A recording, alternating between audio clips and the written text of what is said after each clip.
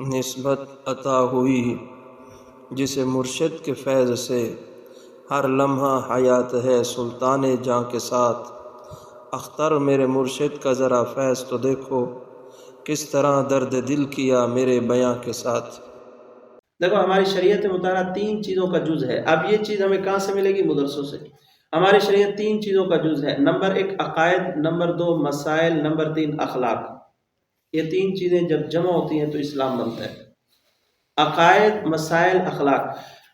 عقائد جس علم میں سمجھائے جاتے ہیں اس علم کو علم الکلام کہتے ہیں، اور مسائل جس علم میں سکھائے جاتے ہیں اس علم کو علم فقہ کہتے ہیں، اور اخلاق جس علم میں سکھائے جاتے ہیں اس علم کو علم تصوف کہتے ہیں۔ علم الکلام کے ماہر کو متکلم کہتے ہیں، مسائل علم فقہ کے ماہر کو فقیہ اور مجتہد کہتے ہیں، اخلاق علم تصوف کے ماہر کو شیخ اور مرشد کہتے ہیں۔ اب عبارت لے لیتے ہیں علم تصوف کی اور فتویٰ کفر کا ٹھوک دیتے ہیں۔ یہ دونوں الگ الگ چیزیں ہیں۔ میں مثال دیتا ہوں، آپ کو بات سمجھ آئے گی۔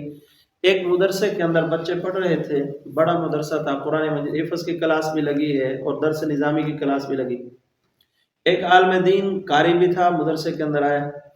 جب مدرسے کے اندر داخل ہوا تو ایک عالم دین نے کہا بھئی ہماری کلاس ہے، صرف نحو بچے پڑھ رہے ہیں، آپ ان کا امتحان لے لیں، آپ ان کا امتحان لے لیں۔ وہ ان کے امتحان لینے کے لیے جانے لگا، آگے قاری صاحب آگے، انہوں نے کہا پہلے ان کو چھوڑو، ہماری کلاس کا امتحان لو۔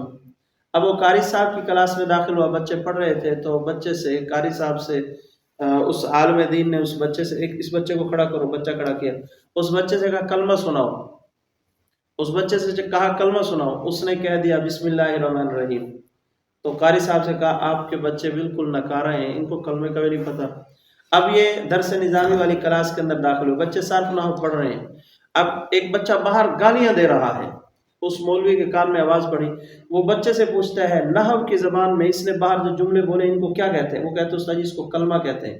تو استاد کہتے ہیں بالکل ٹھیک ہے۔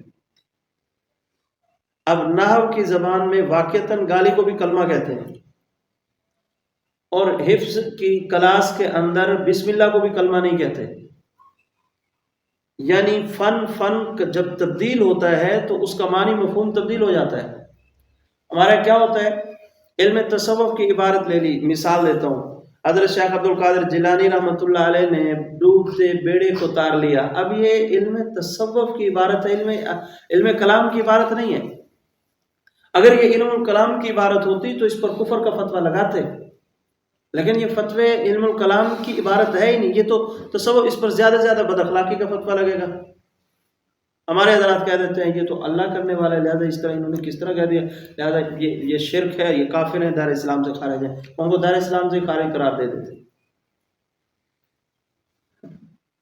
اب آپ کو بھی یہ بات عجیب لگ رہی ہوگی، یاد رکھو اگر شیخ عبد القادر جیلانی رحمۃ اللہ علیہ کی یہی کرامت کسی مستند کتاب کے اندر ہوتی، کسی مستند عالم دین نے اپنی کتاب کے اندر لکھا ہوتا یا بیان کیا ہوتا، ہم مان لیتے، کیوں؟ کرامت ہوتی ہی وہ ہے جس کو عقل نہ مانے۔ اگر کوئی کہے کہ بھئی کیسے ہو سکتے ہیں 11 سال بعد ایک بیڑا تار دیا جائے، تو ہم اسے یہی کہیں گے بھئی جس طرح اللہ کے نبی کے اشارے سے چاند ٹوٹ سکتا ہے، جس طرح انگلی کے اشارے سے پتھر کلمہ پڑھ سکتے ہیں، جس طرح راتوں رات اللہ کے نبی آسمانوں پہ گئے، جنت جہنم کے نظام کو دیکھا واپس آ گئے، اسی طرح یہ بھی ہو گیا۔ تو کرامت تو ہوتی ہی وہ ہے نا جو عقل کے اندر نہ آئے۔ یہ واقعہ غلط ہے، ٹھیک ہے نا، یہ جو شیخ عبد القادر جیلانی نے بیڑا تارا یہ واقعہ غلط ہی ہے، لیکن اگر یہ کرامت ہوتی تو ہم انکار نہیں کر سکتے تھے۔ کرامت ہوتی، اور یہ میں اپنی طرف سے نہیں کہہ رہا، یہ حکیم العصر حضرت مولانا عبد المجید لدھانوی رحمۃ اللہ علیہ نے اپنے خطبات کے اندر یہ بات بیان کی ہے، ان کی 12 جلدوں پر مشتمل ان کے خطبات ہیں، ان کے اندر انہوں نے یہ واقعہ لکھا ہے۔ انہوں نے کہا ہم نہیں مانتے اس واسطے کہ مستند دلیل نہیں ہے ان کے پاس، ورنہ اس واقعے کا انکار کیسے کریں گے اگر یہ کرامت ہے تو۔ اب کیا ہوتا ہے، یہ اختلافات کی وجہ کیا بنتی ہے؟ جب قرآن و سنت پر پوری دسترس حاصل نہیں ہوگی، پھر ہم کسی کی کوئی عبارت اللہ اکبر اتنا گندا عقیدہ، ادارہ اسلام تو خارج، بہت زیادہ یہ خرابیاں پیدا ہوں۔ تو دینی ادارے، دینی مدرسے، یہ اللہ تعالیٰ کی بہت بڑی نعمت ہے، بہت بڑی رحمت ہے، بہت بڑا انعام ہے۔ یہی وجہ ہے دینی مدارس، مدرسے اس وقت تک دینی مدرسے اس وقت تک کارآمد ہیں، اس وقت تک دین کی خدمت حقیقی معنوں میں کر سکیں گے جب تک یہ آزاد ہوں گے۔